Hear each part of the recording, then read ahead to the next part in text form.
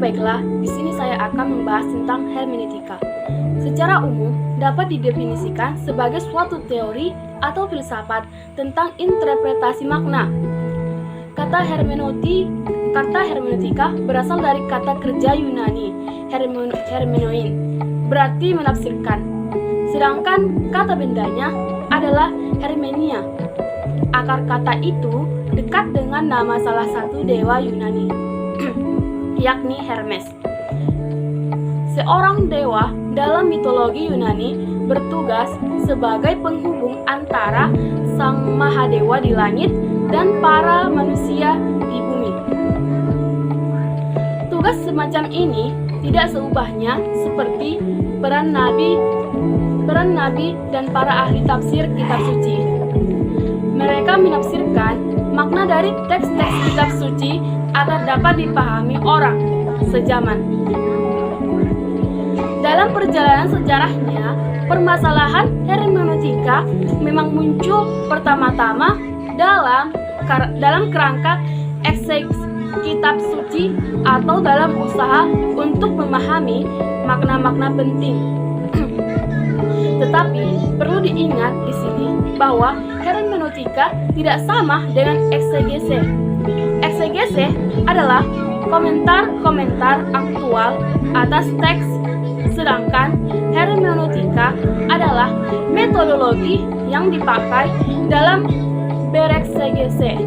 Eksegese memunculkan permasalahan hermeneutika karena setiap pembacaan kembali sebuah teks selalu merujuk pada suatu komunitas tertentu. Eksegese juga akan membentuk pra-pengandaian dan kepentingan tertentu.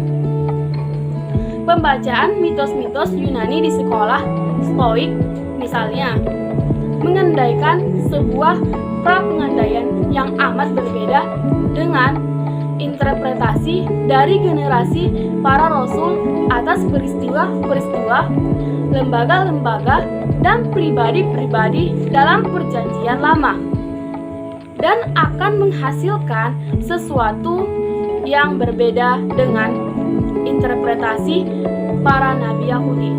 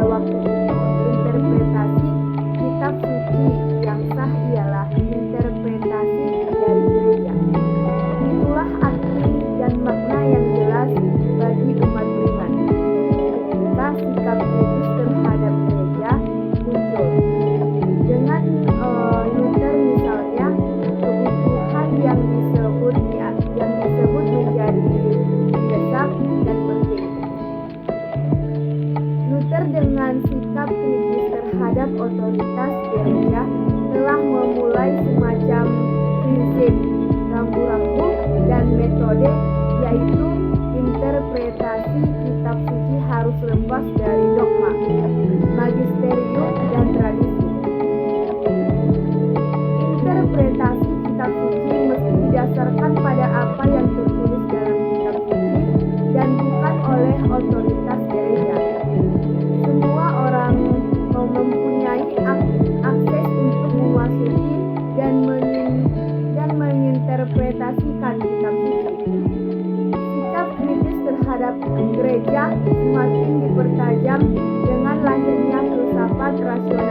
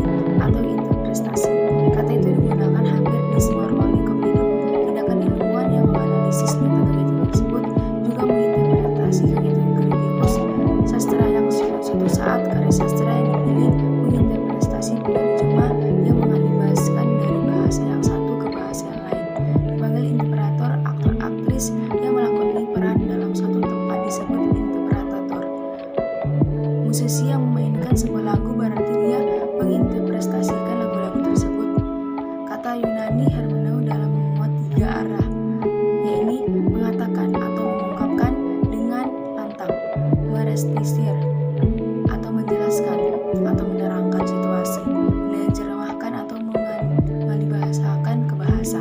Makna yang terkandung dalam arti yang ketiga itu adalah hermeneutika yang sulit dipahami ini. Hermeneutika menentukan orang pada pemahaman.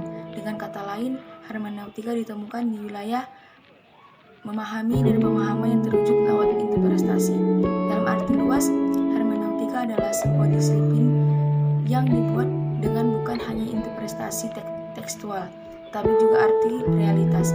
Maka, hermeneutika boleh juga dilihat sebagai filsafat atau teori interpretasi. D. Fenomenologi.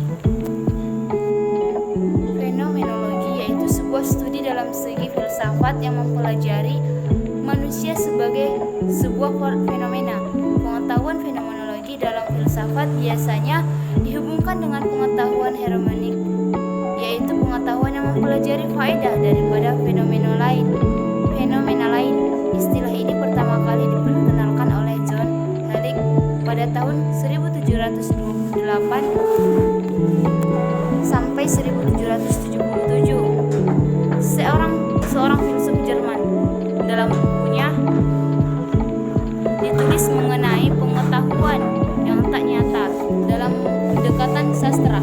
Fenomenologi memanfaatkan pengalaman intuisi atas fenomena, sesuatu yang hadir dalam refleksi fenomenologis sebagai titik permulaan dan usaha kepada mendapatkan fitur hakikat dan pengalaman dan hakikat dari apa yang kita miliki, yang kita alami. Tradisi fenomenologi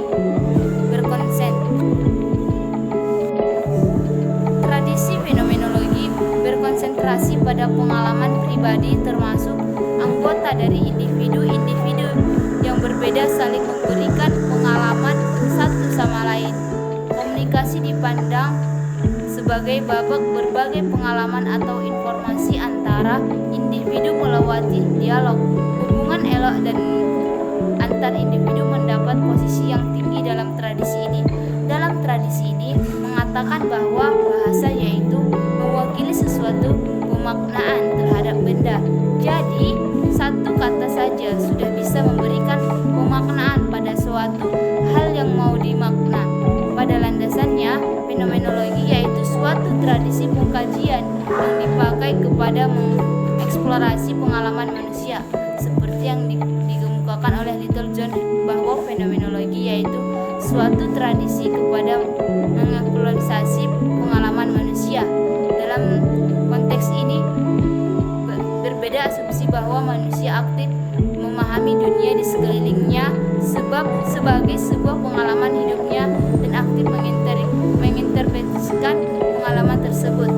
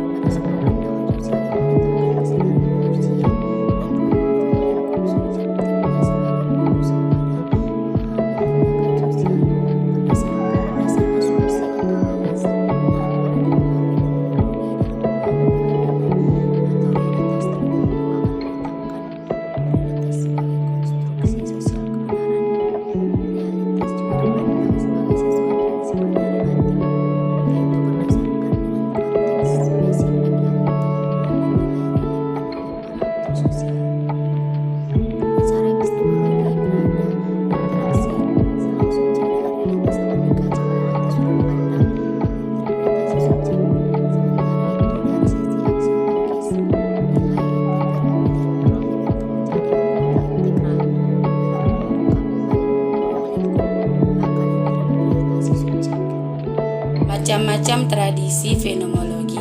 Konten dari tradisi fenomenologi yaitu mengamati kehidupan dalam keseharian dalam suasana yang alamiah.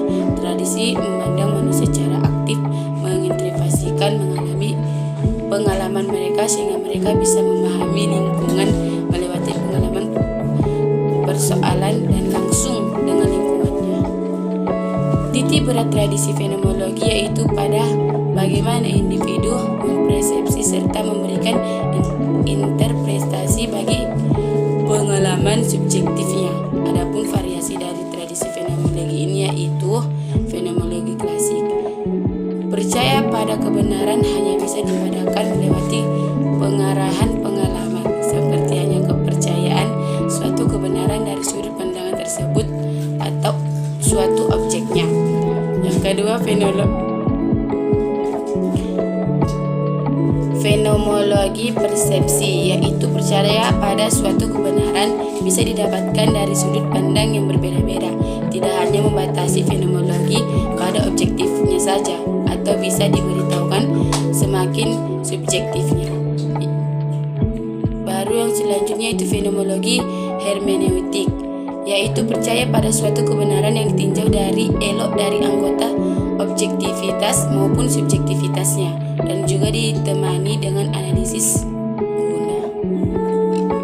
Prinsip fenomenologi Stanley James menyimpulkan 3 prinsip dasar fenomenologis. Pengetahuan ditemukan secara langsung dalam pengalaman sadar. Kita akan mengetahui dunia ketika kita menyalakan komunikasi dengan pengalaman itu sendiri. Ruang lingkup benda terdiri dari kekuatan benda dalam kehidupan seseorang. Bagaimana kita mengadakan komunikasi dengan benda menentukan ruang lingkupnya di tubuh kita. Bahasa merupakan kendaraan ruang